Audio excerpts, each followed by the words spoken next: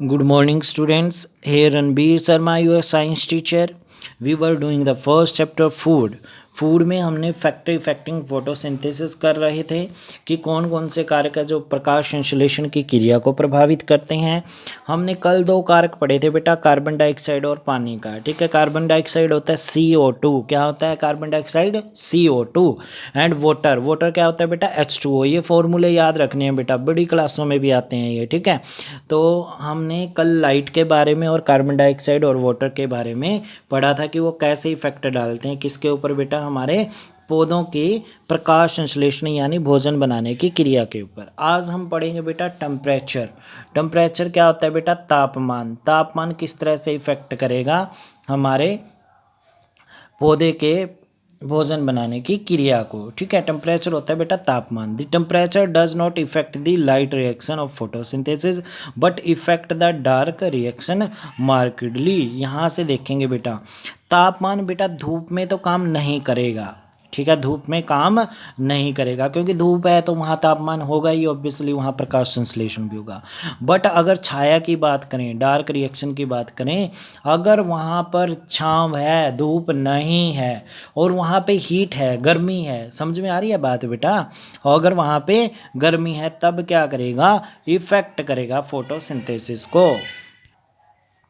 अब देखेंगे बेटा हम कैसे इफेक्ट करता है। The effect of temperature on photosynthesis vary from plant to plant.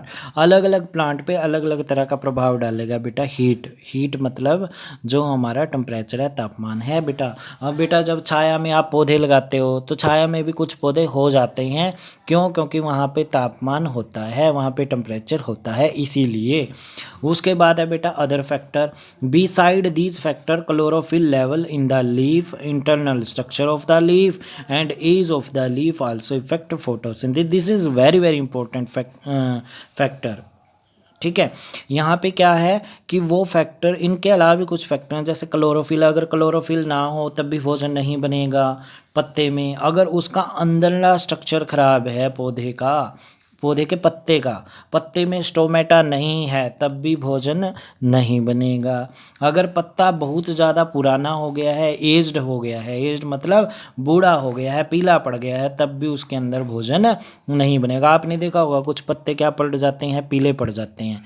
अगर पत्ते पीले पड़ जाते हैं बेटा, वो भोजन नहीं बनाएंगे, उनके अंदर भोजन नहीं बनेगा। इंटरनल स्ट्रक्चर बेटा उसमें पानी की, अब देखो बुढ़ापे में क्या होता है, हाथ पैर काम करना बंद कर जाते हैं। उसी तरह से बेटा पौधे जैसे जैसे क्या हो जाते हैं, बड़े होते जाते हैं, तो उनके इंटरनल पार्ट होते हैं जो पौधे के इंटरनल स्ट्रक्चर, अंदर वाले ढांचे होते हैं, वो काम करना बंद कर जाते हैं बेटा। काम करना क्या हो जाते हैं? बंद, और वो ठूंठ हो जाता है।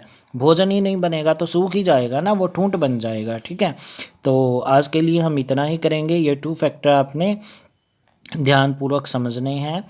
और हमारे पास 4 फैक्टर हैं बेटा ये, या 4 फैक्टर आपने, फैक्टर इफेक्टिंग फोटोसिंथेसिस, ये 4 फैक्टर आपने मेमोराइज करने हैं और राइट करने हैं आपकी नोटबुक पर।